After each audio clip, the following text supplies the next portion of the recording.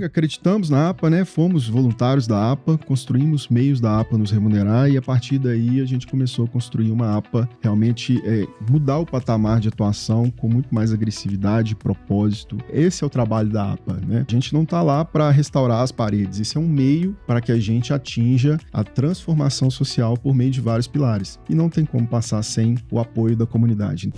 Territórios sociais. Territórios sociais. A gente não quer só comida, a gente quer comida, diversão e arte. A gente não quer só comida, a gente quer bebida, diversão, balé. Quando os Titãs lançaram essa música em 1987, o Brasil passava por uma crise sem precedentes, com a inflação que chegou a 415% acumulada. E cultura e arte eram artigos de luxo. E para falar desse tema, hoje nós vamos conversar com o Xavier Vieira. Ele é presidente da Associação Procultura e Promoção das Artes, a APA, Cultura e Patrimônio. Ele é empreendedor cultural e referência na gestão de projetos. Seja muito bem-vindo, Xavier. Obrigado, Robson. Obrigado, Patrícia. Prazer estar aqui com vocês. E para esquentar ainda mais essa conversa, tenho novamente a companhia da Patrícia, que já é dona dessa cadeira. Obrigado. Obrigada, Robson. É um prazer recebê-lo aqui, Xavier. Obrigado. Xavier, faça, por favor, uma bio, assim. Como você entra nesse negócio do terceiro setor, da cultura? Como é que começou a sua formação? Robson, acho que minha formação começou na infância, porque eu tinha uma avó chamada Dona Nega, que era uma egrégora, assim, uma personalidade. E ela tocava cavaquinho, pandeiro, colher, cantava bandolim, cantava samba. Ela era preta retinta e, assim, nos bailões da cidade, ela era a estrela. E ela, nos almoços de família, ela levantava e declamava poesia e contava piada de sacanagem para todo mundo com 90 anos de idade, 80 anos de idade. E ela sempre me incentivou, ela custeou os meus estudos de arte, pagou meus professores de violão, eu também tinha interesse. E, enfim, mas nunca levei muito a sério, até que eu entrei na universidade, sou de Viçosa, fiz a Universidade Federal de Viçosa. E quando eu entrei na universidade, um amigo meu me convidou para fazer um fanzine de literatura, de artes integradas, mas mais focado em literatura.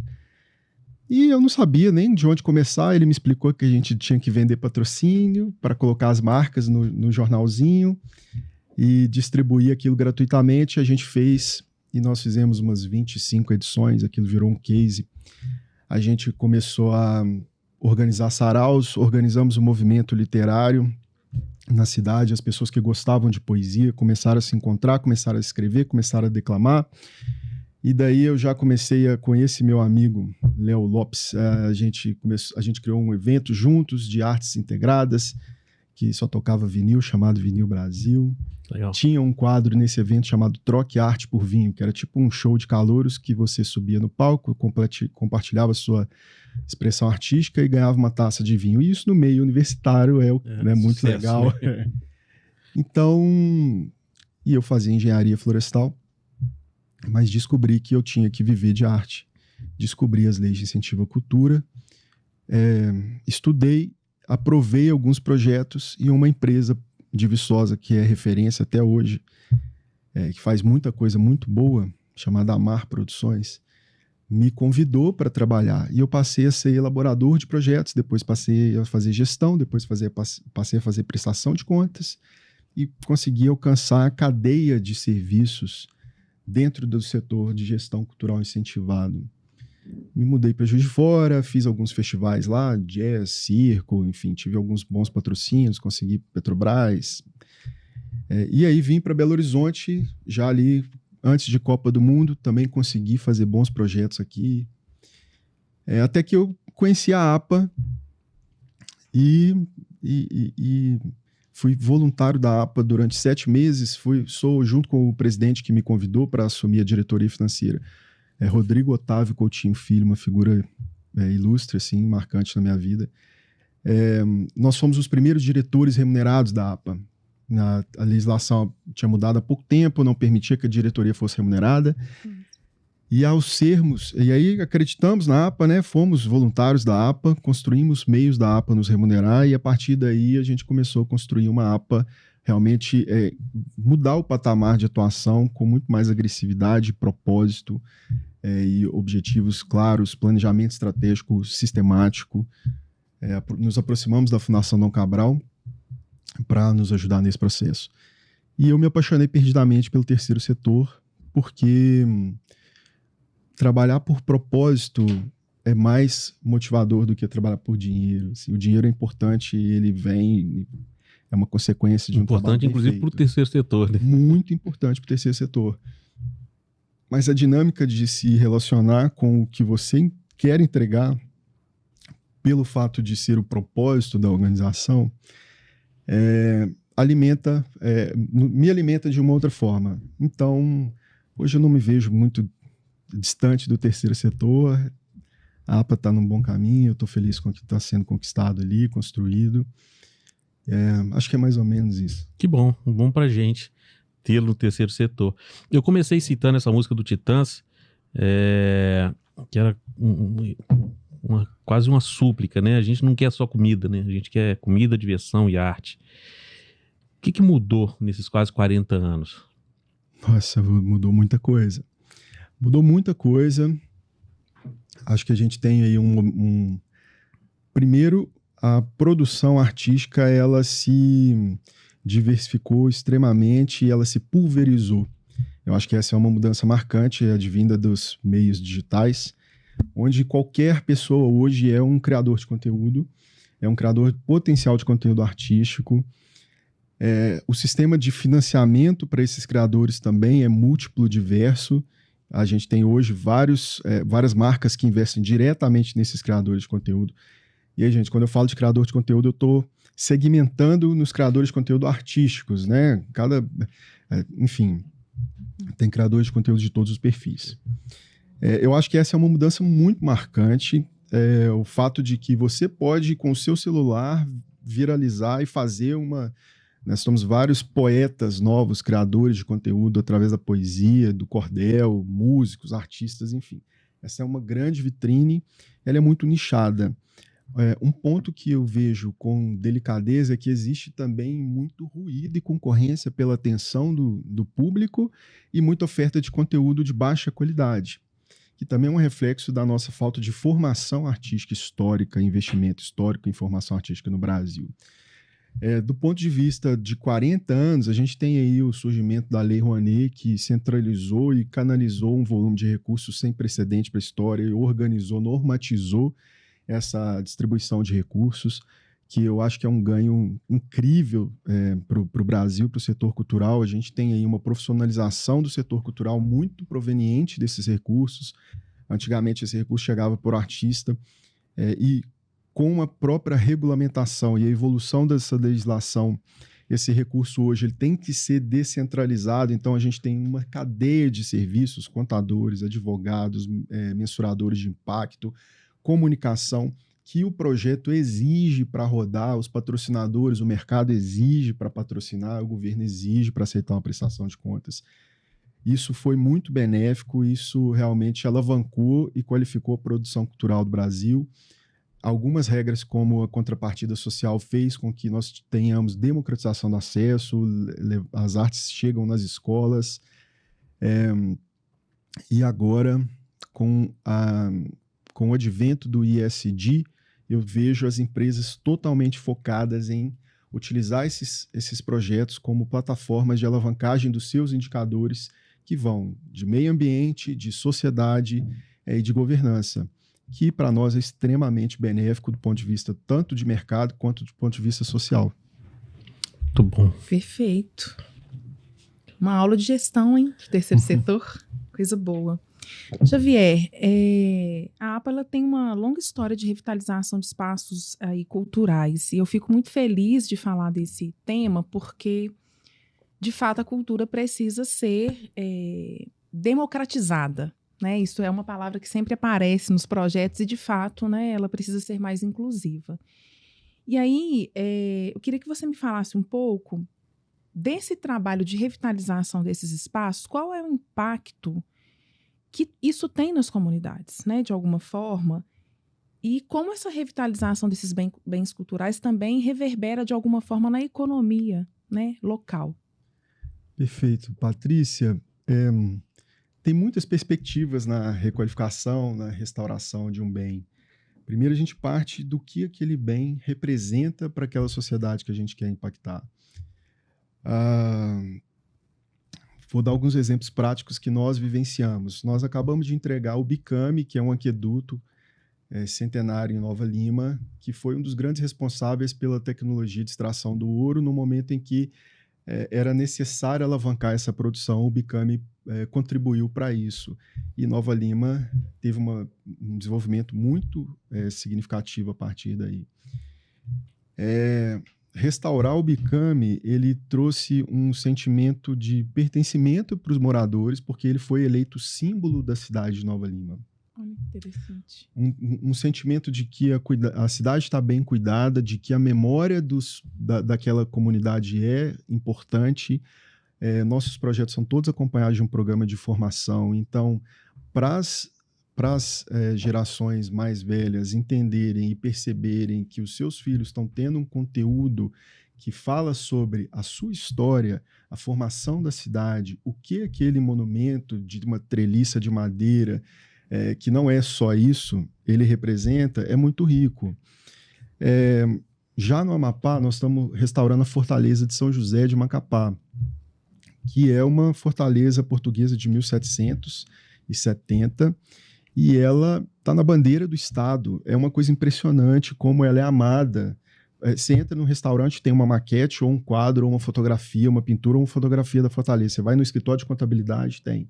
Você vai no restaurante, você vai no hotel, ela está na bandeira de 13 dos 16 municípios do Amapá, e ela é definidora das fronteiras norte do Brasil. Ela contribuiu para que a Holanda, a França e a Inglaterra não tomassem as terras brasileiras. Então nós temos ali Guiana Francesa, Guiana e Suriname.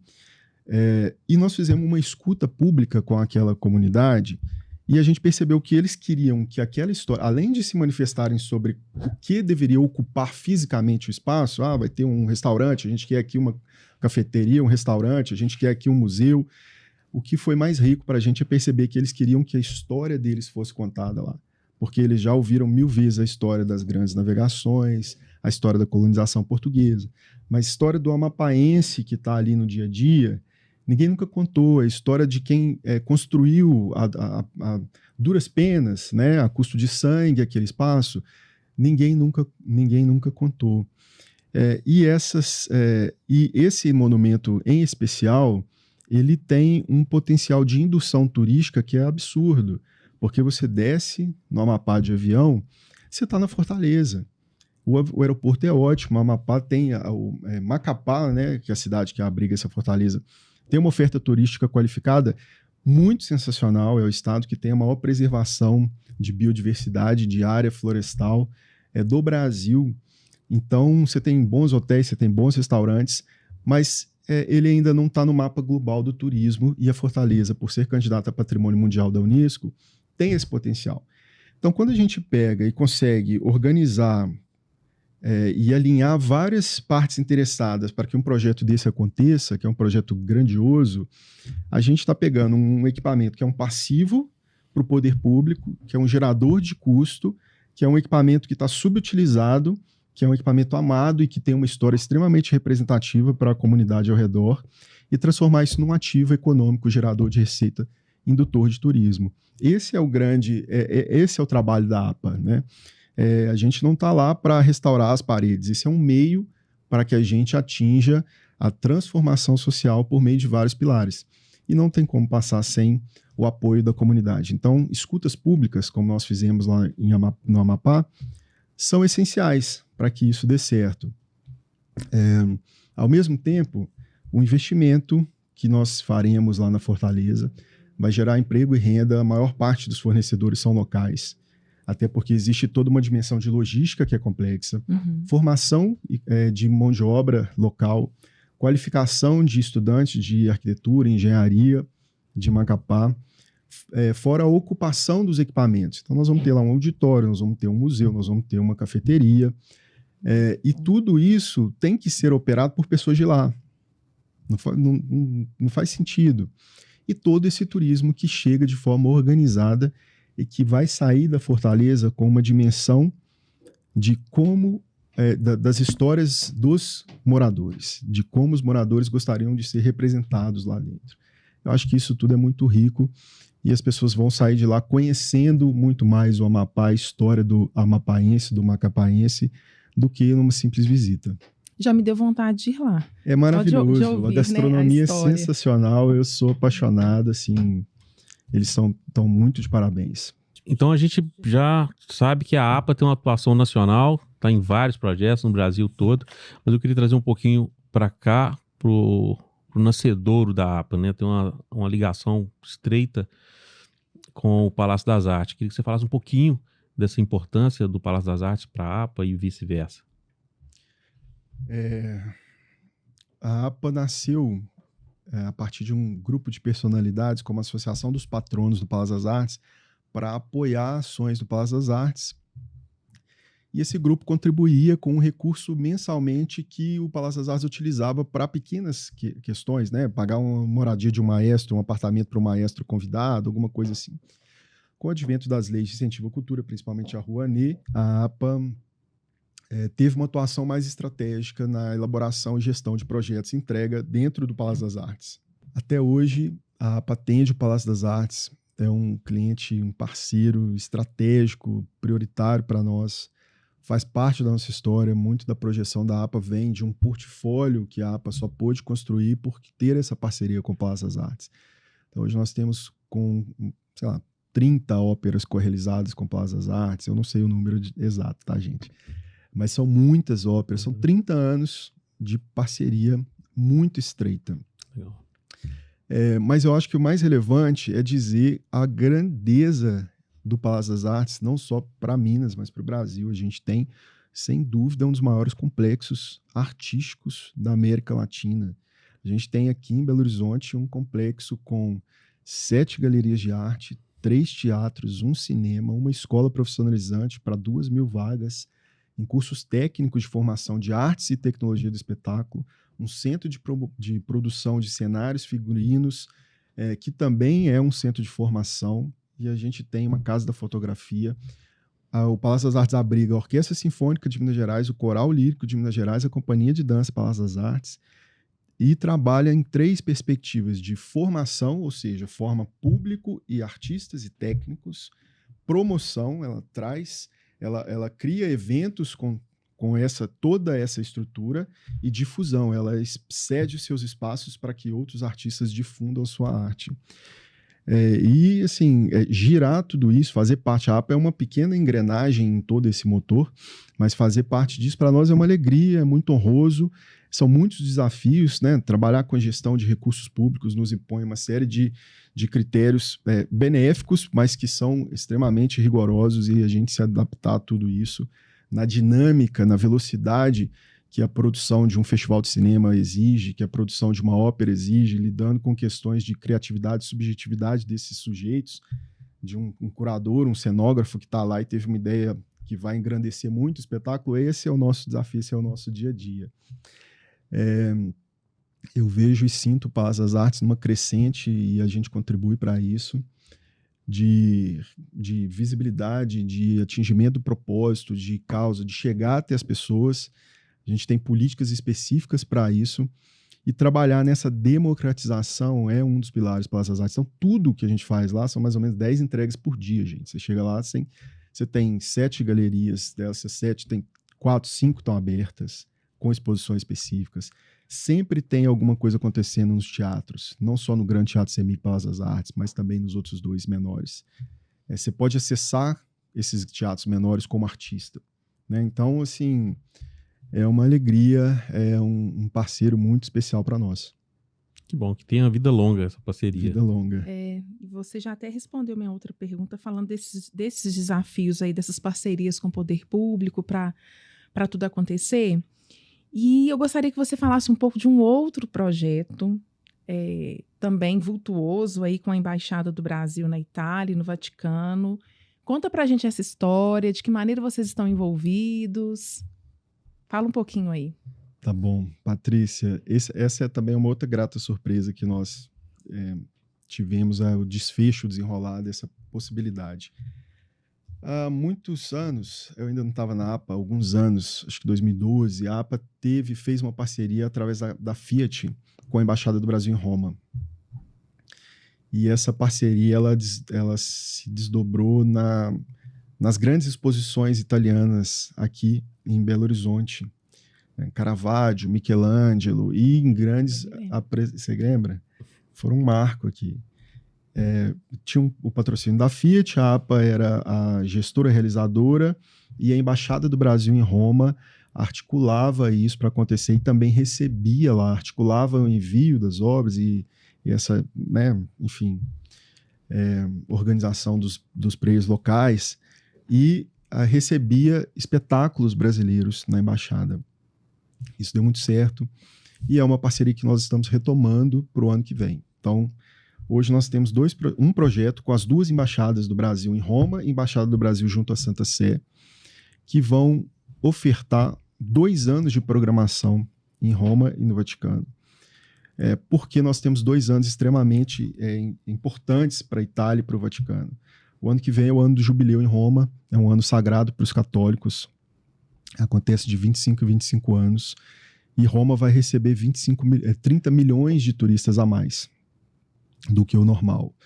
E a Embaixada do Brasil, e a Embaixada do Brasil em Roma e a Embaixada do Brasil junto à Santa Sé tem interesse de que a Embaixada do Brasil receba uma programação. E essa programação é uma programação pensada para trazer questões contemporâneas do Brasil atual. Então a gente vai falar de diversidade, a gente vai falar de inclusão, a gente vai falar de questões étnico-raciais, a gente vai falar de democracia, que são temas importantes do momento que a gente está vivendo, e expandir isso, irradiar isso para a Itália e para a Europa. No ano seguinte, 2026... Ousada programação de alto valor e nos orgulha muito ousada que seja e necessária, né? E nos orgulha muito que seja essa programação, esse perfil, né? E em 2026 nós temos 200 anos das relações entre Brasil e Vaticano. O Brasil foi um dos primeiros países a reconhecer a independência do Vaticano, a autonomia. Isso gerou uma relação bastante próxima. Acho que quase todos os papas vieram ao Brasil. Nós temos vários brasileiros canonizados. Nós temos o Brasil como um país com o maior número de católicos do mundo.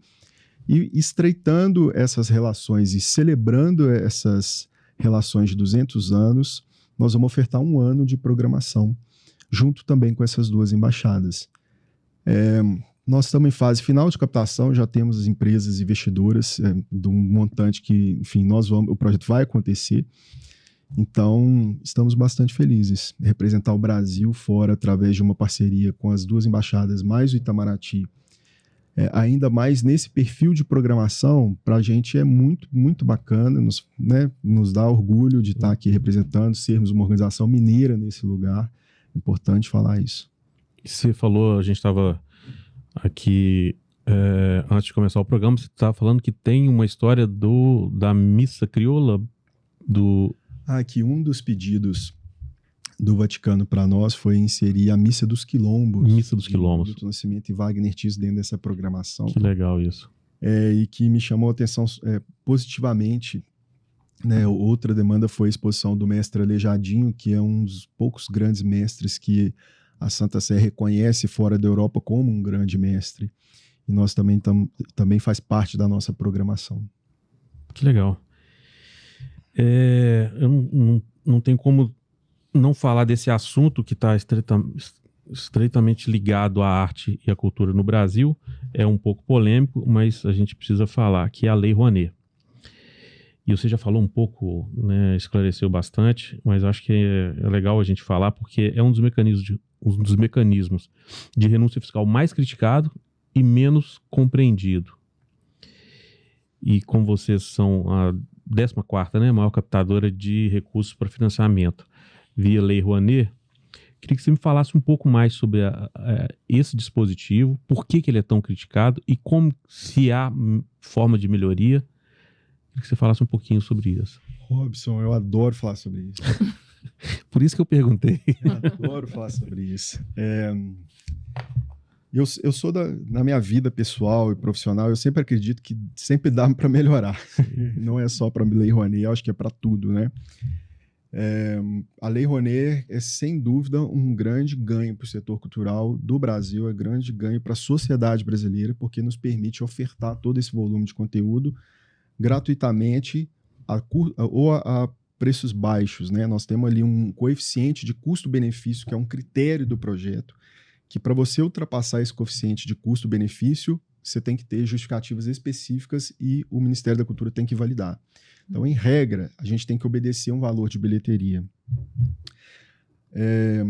Ao mesmo tempo, o que polemiza a Lei Rouanet é o fato de que a gente está tratando de questões culturais. E aí, quando a gente entende o conceito de cultura, e aí eu vou voltar um pouquinho, como um conjunto de símbolos, códigos, crenças, linguagens, comportamentos, posturas que um grupo compartilha para ter um sentimento de pertencimento, isso fala sobre sobrevivência da espécie, para conseguir conviver em sociedade. Então, uma etnia indígena compartilha uma crença religiosa ou espiritual, uma linguagem, certos tipos de vestimenta, certos tipos de hábitos alimentares, e isso faz com que eles se sintam pertencentes. E quando você se sente pertencente, é uma coisa que transcende ao individual. Você faz parte de um coletivo. Então você se arrisca, você vai até o fim para defender o outro, você luta com um animal selvagem, etc. e tal. Estou falando desde os princípios da evolução da sociedade. Então a cultura fala disso. E quando a gente fala da Lei Rouanet, a gente está falando de o que polemiza é quais as mensagens estão sendo financiadas com recurso público. Então tem um grupo que acredita que mensagens mais progressivas devam ser financiadas. E aí, dando um exemplo, a gente está falando de programação LGBTQIAPN+. Tem um grupo que acha que uma forma de se organizar, de se comunicar desse grupo, da postura, das suas crenças, façam parte do rol de atividades financiadas, de mensagens emanadas com recurso da Lei Rouanet. Tem um grupo que é totalmente alheio a isso. E que é mais conservador e quer que, por exemplo, a cultura gospel seja financiada com os recursos da Lei Rouanet. E sempre vai ter um grupo... querendo puxar a sardinha. Sempre vai ter um grupo insatisfeito. E sempre vai ter um grupo satisfeito, sempre vai ter um grupo satisfeito. E a democracia é isso. Por que isso é tão relevante? Porque a partir do momento em que nós recebemos mensagens contínuas sobre perfis de crenças e comportamentos, nós podemos nos alinhar mais a um lado ou ao outro. A cultura ela é não fisiológica, ela não é transmitida geneticamente, ela é ensinada socialmente por meio dos seus pais, da sua geração, das pessoas que você mais conviver, ou mais se identificar. Então, esse é o grande ponto. A cultura é uma arma revolucionária. Você pode alinhar uma certa população com crenças progressistas ou conservadoras. E saber utilizar isso e ter a ciência disso faz com que vários grupos se utilizem da cultura, grupos que estão no poder se utilizem da cultura para seus fins de interesse. Salvo tudo isso, tirando tudo isso, é importante ser dito, a cultura, hoje, a Lei Rouanet, ela gera... nós somos o segundo maior gerador de emprego no Brasil, depois da indústria da construção civil, ultrapassamos a indústria automobilística, o setor cultural. A gente está falando de um setor que ainda vai demorar numa transição para automação e para inteligência artificial, por mais que hoje a gente tenha inteligências artificiais que componham, que pintem, isso vai continuar acontecendo, mas é muito mais simples se automatizar uma fábrica de carro, que é realmente o motivo da gente ter ultrapassado. A fábrica de carro se automatizou totalmente e não gera mais emprego. Então, a mola propulsora e profissionalizante desse movimento no Brasil é a Lei Rouanet. A gente tem que melhorar, com certeza, mas nós somos responsáveis por 0,5% dos incentivos culturais do Brasil. Todo incentivo cultural soma 0,5% dos incentivos. Então, 99,5% dos incentivos não tem um sistema SALIC, que é o nosso sistema de prestação de contas e gestão, que é totalmente transparente, onde a prestação de contas é online, em tempo real, pode ser assistida e o Ministério da Cultura se comunica, diligencia e aceita ou rejeita uma nota fiscal que você acabou de contratar com o projeto. A gente não tem um sistema de metrificação de para onde vão esses 99,5% do incentivo. Dá para melhorar o nosso? Claro, mas eu acho que é importante a gente focar nos 99,5% também, que eles nos alcancem em termos de gestão, transparência, governança do recurso. Porque o recurso que a gente gerencia na Lei Rouanet, ele está totalmente lastreável, auditável, transparente, visível, é só você chegar e querer acessar que você vai acessar. E tem um ministério que tem um Tribunal de Contas por trás, organizando, gerindo, normatizando, padronizando, acompanhando e solicitando essas prestações de contas. Eu acho que são pontos importantes, né? A polemização por conta do 0,5 é importante, nós estamos num país democrático, continuemos assim, e somos cidadãos, queremos que o nosso recurso seja bem utilizado. Mas nós temos 99% dos recursos que não têm essa transparência e que eu acho também que são muito importantes. Legal. Tem uma polêmica ou uma crítica muito contundente no processo de escolha dos artistas, ou no critério de escolha dos artistas, e isso tem sempre aquela conversa, mas o artista X é um artista famoso e que está sendo financiado com recurso público. É possível rever esses critérios, melhorar esses critérios para que os novos artistas tenham mais oportunidade? Com certeza. Essa também é outra parte polêmica que eu acho importante. Com certeza, sim. Mas esses artistas de grande porte financiados pela Lei Rouanet, eles cumprem uma outra função que é mais econômica para a Lei Rouanet, para o Ministério da Cultura. Então, vou dar um exemplo. Um artista de música popular que hoje consegue um valor para a Lei Rouanet, a empresa tem um investimento ali de média de 40%, 50% de imposto. Então, assim, a Lei Rouanet traz que alguns segmentos artísticos têm mais dificuldade de angariar recursos. Para esses, o incentivo é 100%. Então, a empresa pega 100 mil, joga no projeto e ela deixa de pagar 100 mil do imposto dela. Para outros segmentos que o governo entende, que o Ministério da Cultura entende que tem mais facilidade, são mais comerciais, como música popular, por exemplo, as empresas têm mais ou menos 40%, 50% de incentivo e o resto é do bolso delas. Então, ela joga 100 mil, 40, 50 é do incentivo Patrocínio direto. E 50 mil é do bolso dela. Entendi. Isso faz com que o índice de projetos comerciais patrocinados seja muito menor. Na minha carreira, eu estou com 21 anos de carreira. Eu fiz um projeto no artigo 26, que é esse artigo que demanda de investimento próprio da empresa. Mas um show de um artista comercial numa cidade de médio porte faz a economia da cidade inteira girar. Essa é a finalidade. Então, a gente tem o pipoqueiro, o garçom, o restaurante, a pessoa, a dona de casa que quiser alugar o quartinho para receber um turista ali, ela vai receber. O Uber vai ganhar dinheiro. Todos os hotéis vão estar lotados. Essa é a finalidade. Deixa eu ver, uma pergunta em cima disso. Isso é... Porque isso é importante, realmente é polêmico. Inclusive, meu próprio filho fica me questionando, porque ele fica ouvindo, né, sobre as leis.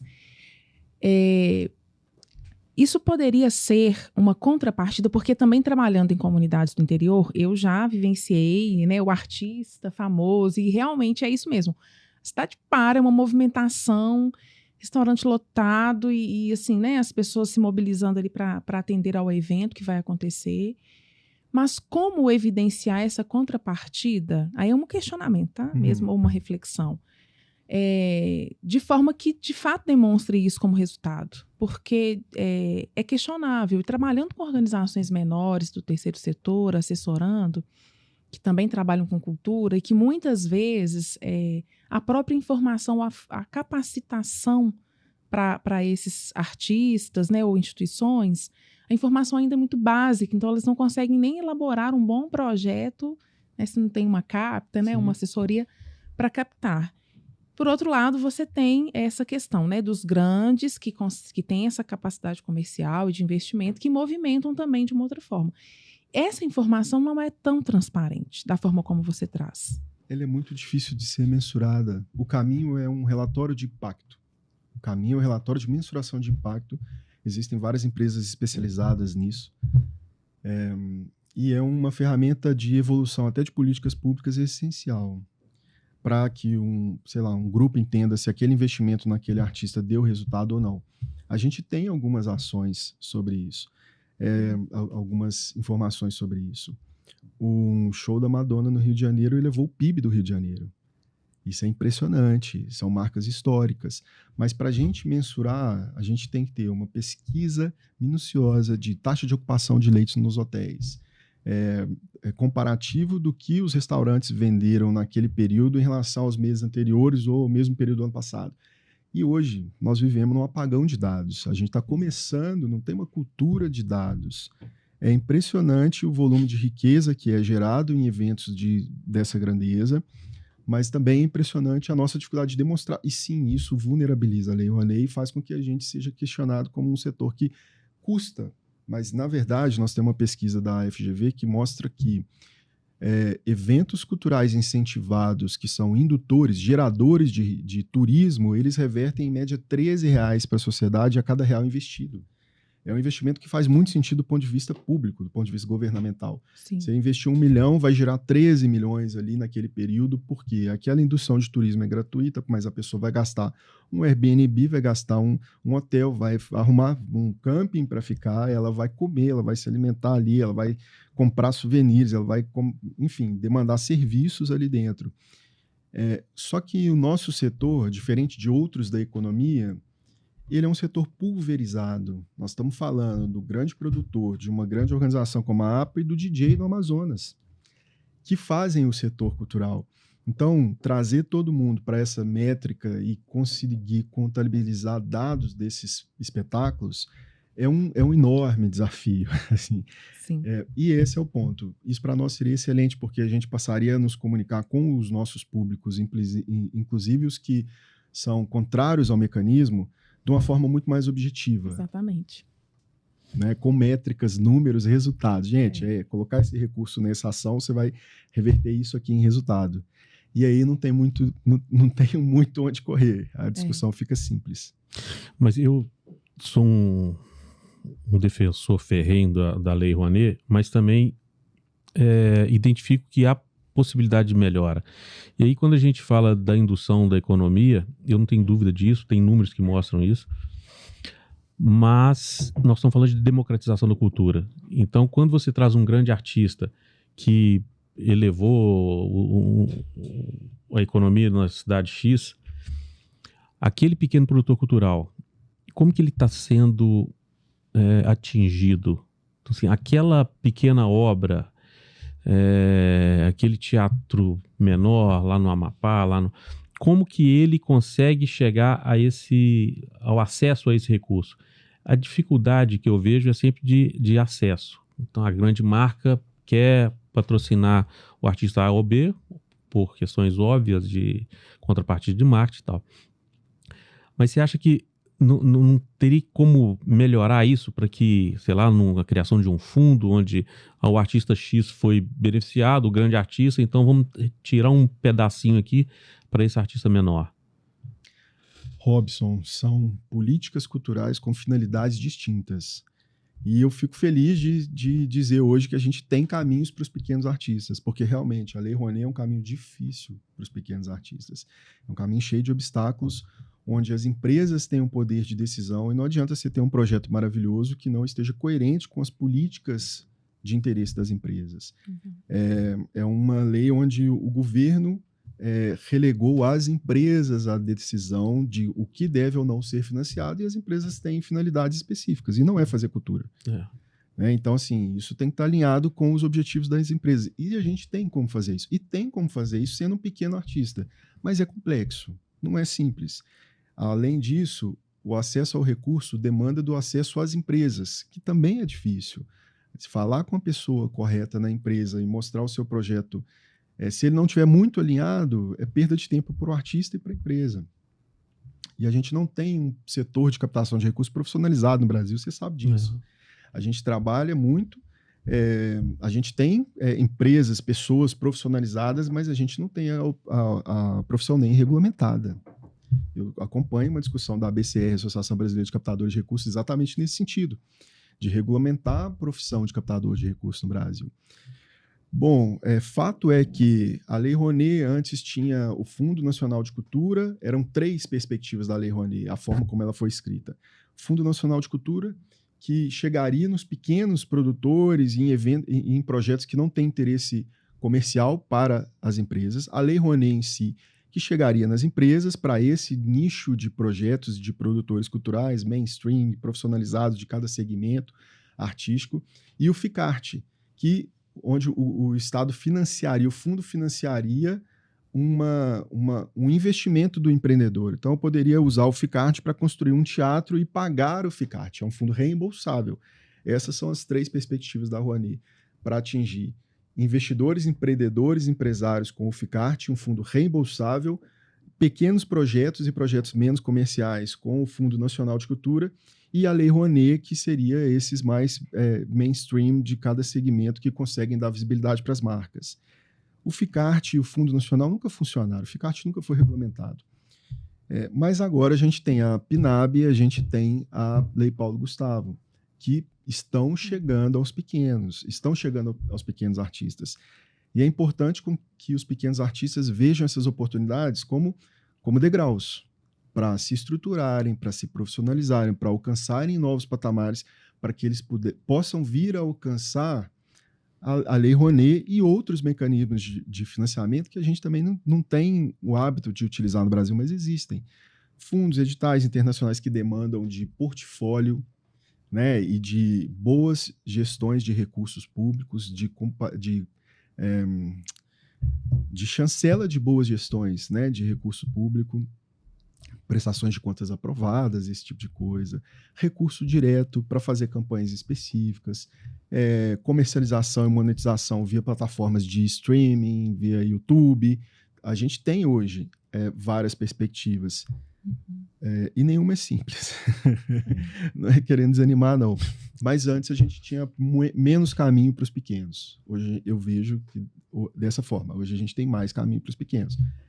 Só para fechar minha fala, eu sei que os municípios devolveram o recurso da Lei Paulo Gustavo e da Lei Aldir Blanc para o Estado, e o Estado está fazendo um esforço para não devolver para o governo federal.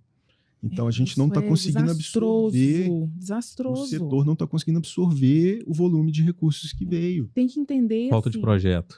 Ou falta de projeto, ou entender assim, de fato.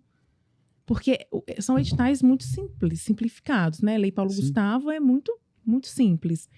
Mas a capacitação, aí assim, a gente sempre trabalha com o terceiro setor, com a turma da cultura. Você está aqui dando uma aula de gestão, mas a turma às vezes não é chegada nesse negócio de ficar elaborando projeto, fazer prestação de contas.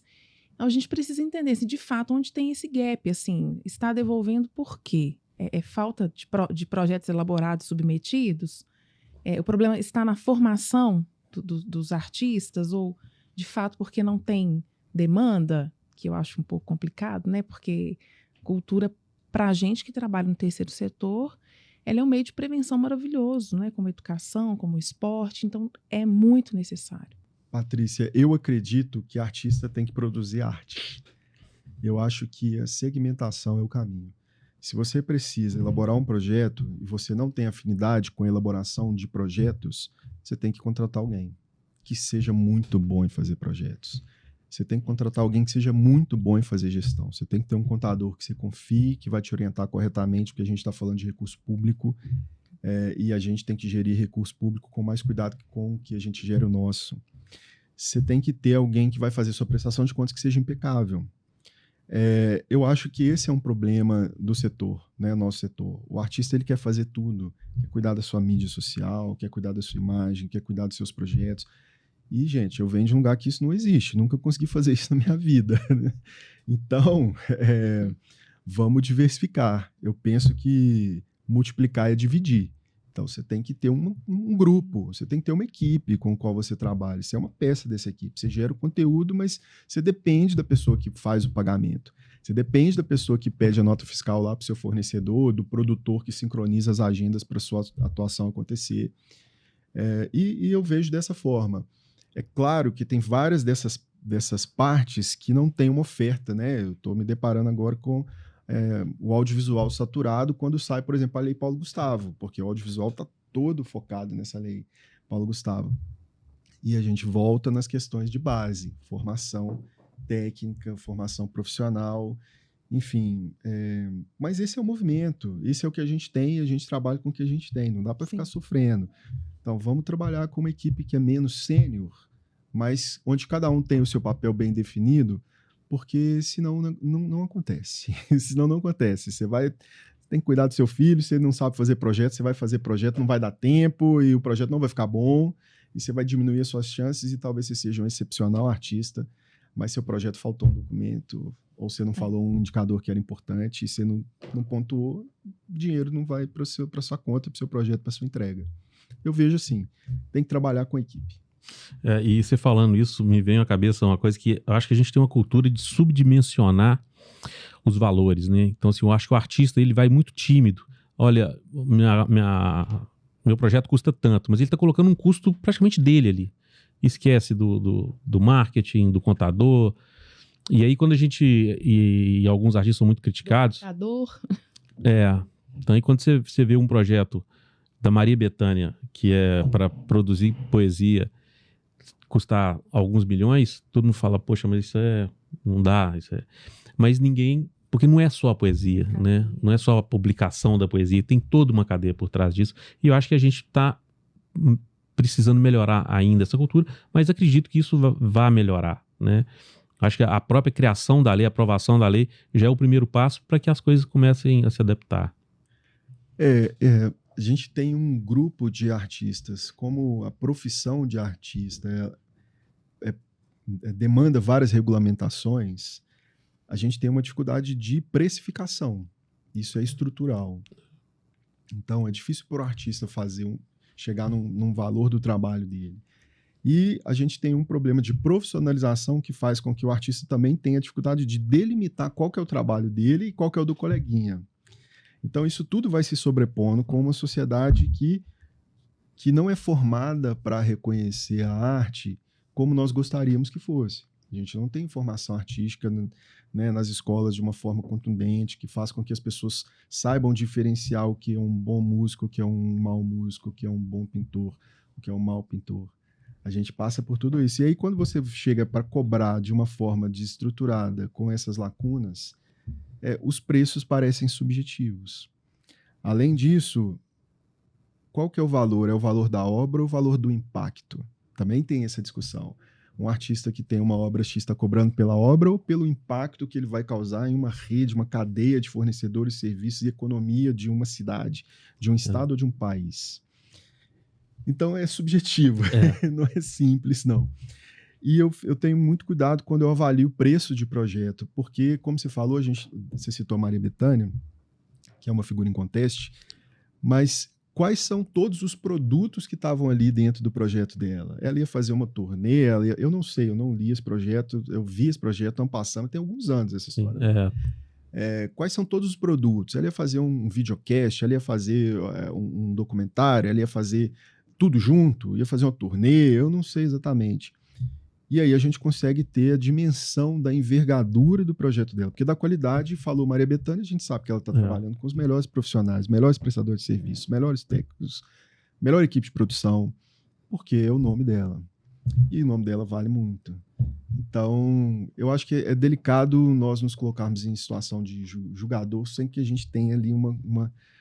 Eu não faço isso, não costumo fazer isso.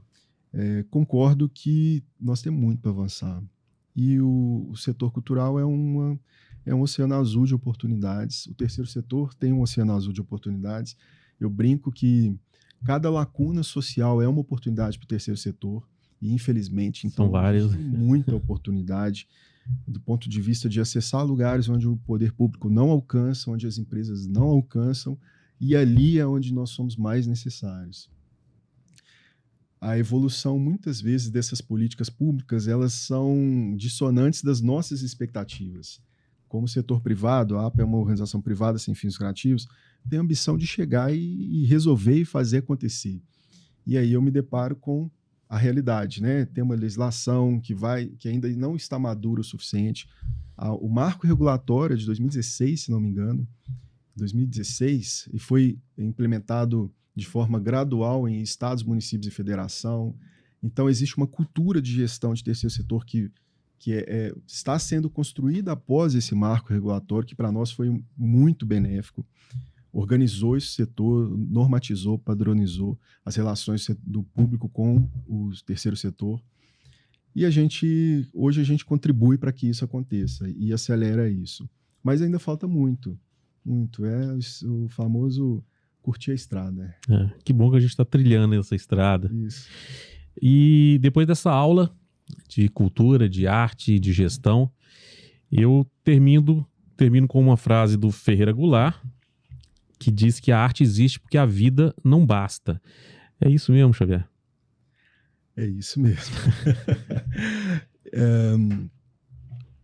A arte nos permite transcender nossa individualidade, materializar o subjetivo. A gente consegue, através da arte, materializar um sentimento por meio de uma música, por meio de uma pintura, por meio de uma poesia. Isso, de certa forma, nos conforta, de certa forma, exprime os nossos sentimentos mais profundos. A gente consegue usar a arte para questionar valores, comportamentos sociais, para criticar comportamentos sociais, para fazer a sociedade refletir sobre certos aspectos da vida em sociedade, principalmente, das nossas relações conosco, com o meio ambiente, com o coleguinha, que são muito ricos. E a arte nos permite acessar o público com mensagens fortes por um canal onde o público é muito suscetível, que é o canal do emocional. Então, isso não é percebido muitas vezes objetiva e claramente, conscientemente, mas isso é absorvido profundamente. Eu gosto de uma também, não lembro o autor.